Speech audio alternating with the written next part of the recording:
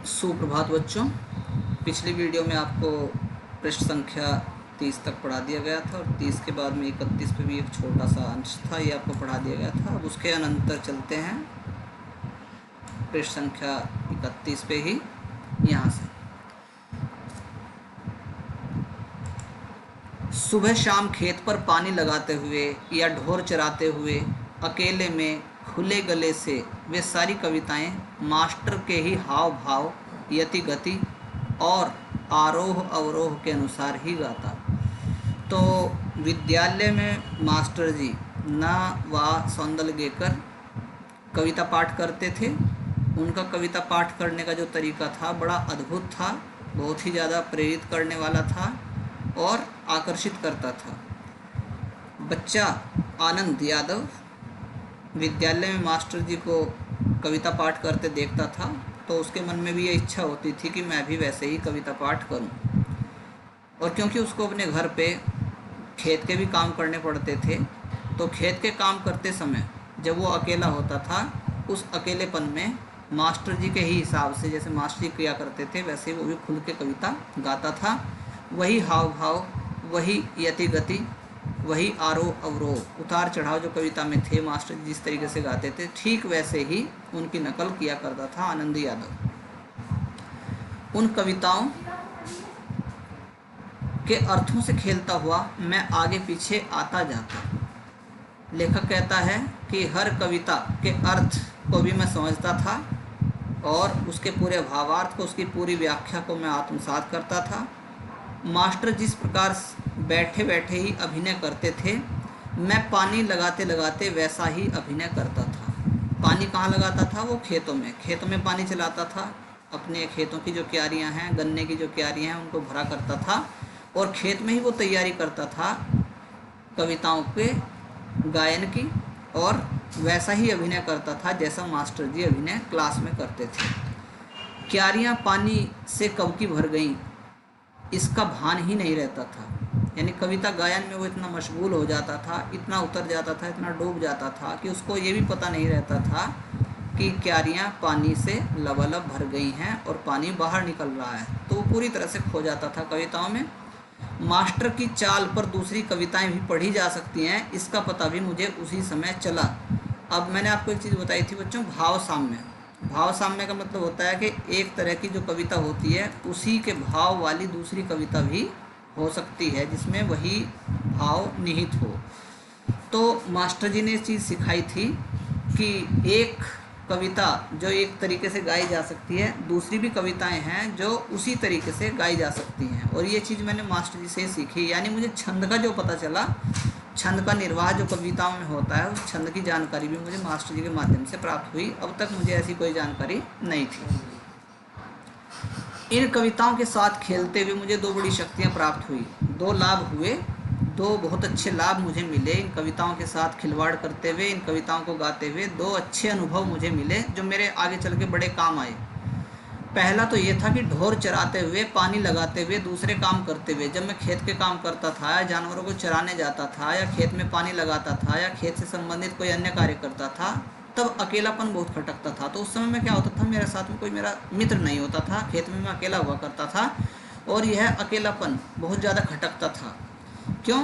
क्योंकि अकेलेपन में, उस उम्र में जो बच्चे की उम्र होती है, तो बच्चे का मन नहीं लगता, वो चाहता है कि साथ में कोई संगी साथी होना चाहिए। किसी के साथ बोलते हुए, गपशप करते हुए, हंसी मजाक करते हुए काम करना अच्छा लगता था। मेरा दिल करता था कि मेरे साथ कोई मेरा मित्र हो जिसके साथ मैं खेलूं, गपशप करूं, हंसी मजाक करूं और उसके साथ साथ काम भी करता रहूं। तो ये चीज़ मुझे अच्छी लगती थी, लेकिन ऐसा नहीं था, मेरे साथ कोई साथी नहीं होता था। हमेशा कोई ना कोई साथ में होना चाहिए ऐसा लगता था। मैं ऐसा चाहता था कि कोई ना कोई बच्चा मेरी उम्र का मेरे साथ हमेशा रहे, खेत में जब मैं हूँ तब भी रहे, लेकिन होता कोई नहीं था साथ। तो कविताएं जब से वो गाने लगा, कविताओं के प्रति जब उसकी रुचि बढ़ने लगी, तो तब से एक बहुत बड़ा चेंज, एक बहुत बड़ा बदलाव जिसको एक लाभ के रूप में लेता है, वो ये था कि अब अकेलेपन से उसको कोई ऊब नहीं होती। अब वो बिल्कुल नहीं ऊबता था अकेलेपन से। पहले जहाँ अकेलापन खटकता था, अब अकेलापन उसको अच्छा लगने लगा। मैं अपने आप से ही खेलने लगा। अब मुझे किसी और खेलने वाले की ज़रूरत नहीं थी अपने साथ। मेरी कविताएं मेरे साथ में थी, कविता गाता था और मेरे लिए ही एक आनंद का स्रोत हुआ करता था। उल्टा अब तो ऐसा लगने लगा कि जितना अकेला रहूं उतना अच्छा। अब तो मुझे अकेलापन और भी भाने लगा था। पहले अकेलापन जो था उसमें परेशानी होती थी, लेकिन अब अकेलापन अच्छा लगने लगा, बल्कि उल्टा ये लगने लगा कि कोई साथ ना हो तो ज़्यादा अच्छा है। इस कारण कविता ऊंची आवाज़ में गाई जा सकेगी। यदि कोई साथ नहीं होगा तो उसका लाभ क्या होगा कि मैं दिल खोल के अपने पूरे जोर शोर के साथ उस कविता को जंगल में अकेला खूब जोर जोर से गा सकूँगा।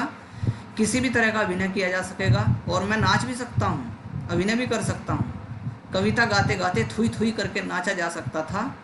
ये मुझे अनुभव होने लगा कि मैं खूब दिल खोल के नाच भी सकता हूँ। मैं सचमुच ही नाचने लगता था और ऐसा टाइम आता था जब कविता गाते गाते मेरे पैर थिरकने लगते थे।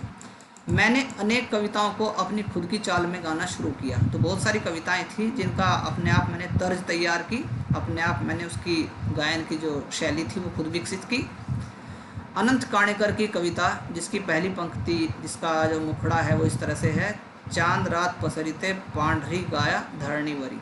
तो बच्चों, ये मैंने आपको बताया था कि पूरा पाठ जो चल रहा है वो मराठी भाषा में है। तो मराठी की ये पंक्ति है, केशव अनंत काणेकर की ये जो कविता है, इसकी पहली पंक्ति ये थी, जब इसको मैंने मास्टर की चाल से अलग अपनी चाल में बिठाकर गाई। तो मास्टर जी जिस तरीके से इस कविता को पढ़ाते थे, जिस तर्ज में पढ़ाते थे, मैंने एक अलग ही तर्ज में इस कविता को गाया।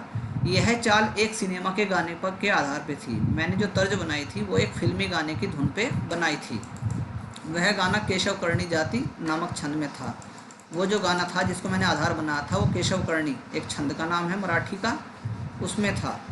उस कविता को मैं मास्टर की अपेक्षा ज़्यादा अभिनय के साथ गाता था। तो मास्टर जी से भी ज़्यादा प्रभावशाली तरीके से मैंने उस कविता का गायन किया। चेहरे पर कविता के भाव पैदा करने का प्रयत्न करता था, कोशिश करता था कि जेस्चर्स मेरे चेहरे पे जब मैं कविता को गाऊं तो एक हाव भाव, एक प्रभावशाली हाव भाव होना चाहिए। मास्टर को मेरा प्रयत्न इतना अच्छा लगा कि उन्होंने 6ठी 7वीं कक्षा के सभी लड़कों के सामने मुझे बुलाकर गवाया। तो मेरी जो कोशिश थी वो मास्टर जी को भा गई। मेरा जो प्रयास था वो मास्टर जी को इतना अच्छा लगा कि मैं 5वीं क्लास का विद्यार्थी था और उन्होंने 6ठी 7वीं के कक्षा के बच्चों के सामने मुझसे गाना गवाया, वो कविता गवाई। पाठशाला के एक समारोह में भी उसे गवाया। मास्टर जी को मेरा गाने का तरीका इतना अच्छा लगा उस कविता को कि एक फंक्शन था स्कूल का, एनुअल डे इत्यादि कुछ होगा, उसमें भी उन्होंने मुझसे वो कविता गवाई। इसके कारण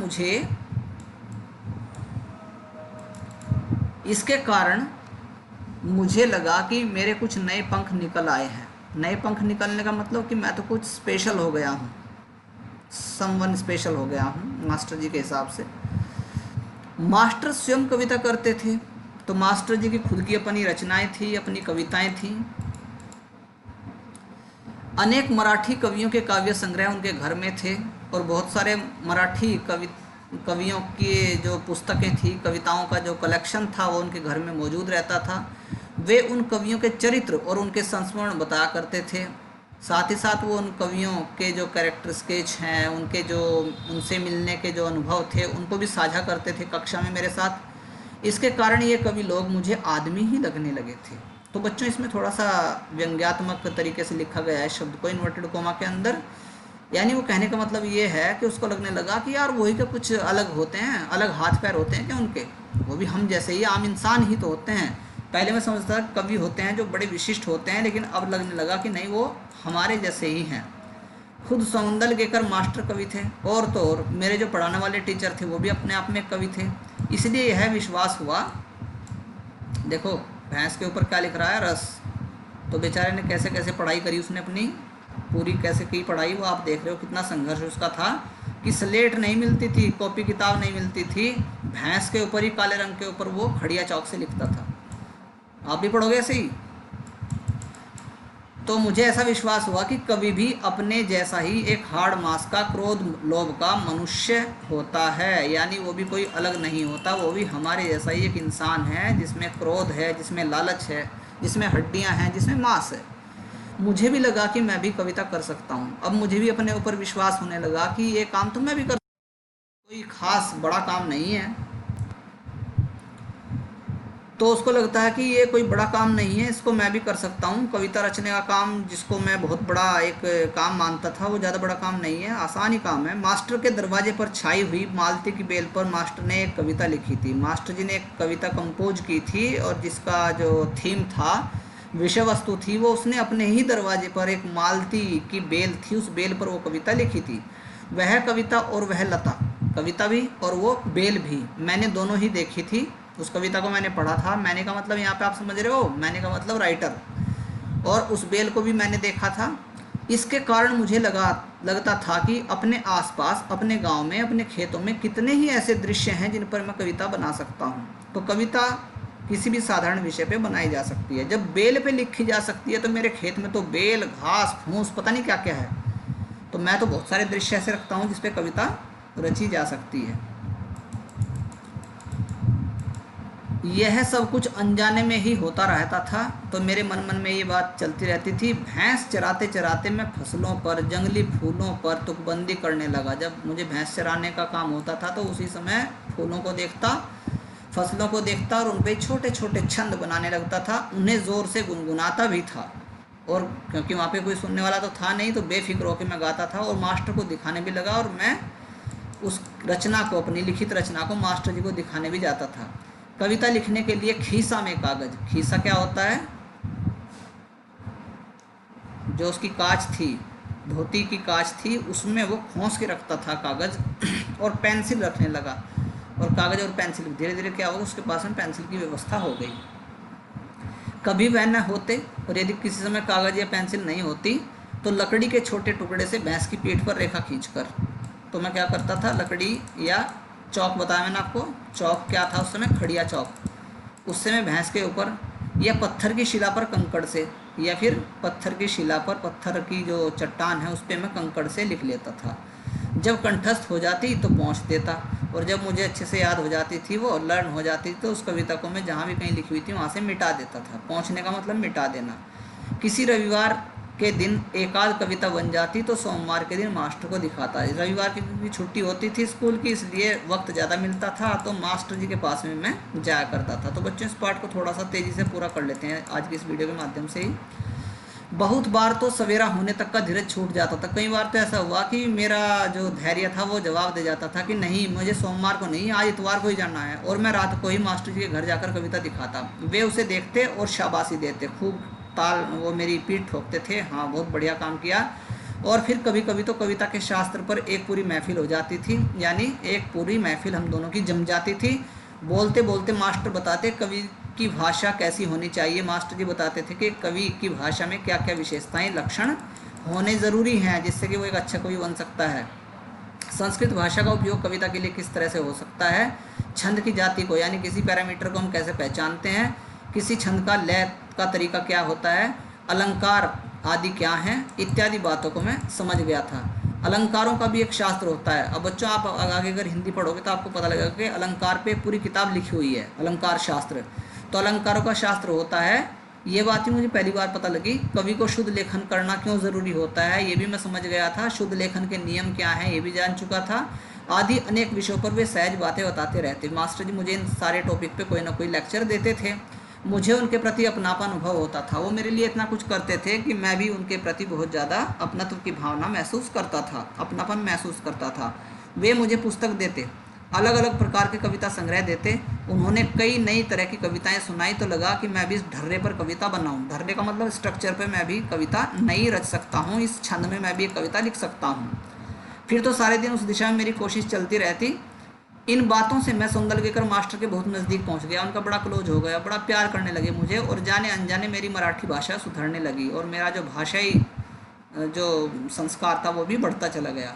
उसे लिखते समय मैं बहुत सचेत रहने लगा। मराठी मुझे अच्छे समझ में आने लगी। अलंकार, छंद, लय आदि को सूक्ष्मता से देखने लगा। शब्दों का नशा चढ़ने लगा और ऐसा लगने लगा कि मन में कोई मधुर बाजा बजता रहता है। मधुर बाजा बजने का मतलब मन को बड़ी शांति, बड़ा सुकून मिलता था। तो बच्चों, ये पाठ पूरा हो गया और आपको लिखा हुआ है नीचे अनुवाद केशव प्रथम वीर, जो इसका ट्रांसलेशन किया गया है किसमें, मराठी से वो हिंदी में, वो केशव प्रथम वीर ने किया है। बच्चों बहुत बहुत धन्यवाद।